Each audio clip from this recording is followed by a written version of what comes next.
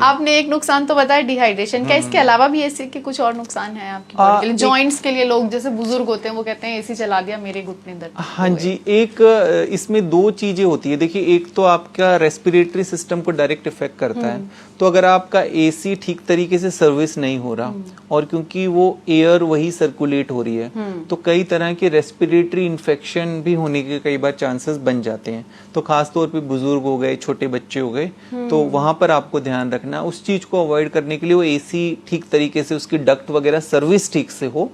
तो एक तो वो हो गया। दूसरा, एसी की वजह से अगर आप लंबे समय तक आप एसी में रहते हैं तो वो आपकी बोन हेल्थ के लिए ठीक नहीं है। ओवरऑल आपकी बोन एंड मसल हेल्थ के लिए आपकी ठीक नहीं है।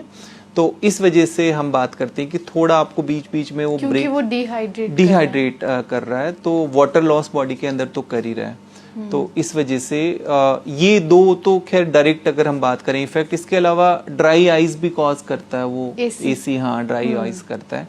तो ये कुछ इस तरह के इमीडिएट आपको साइड इफेक्ट देखने को मिलेंगे।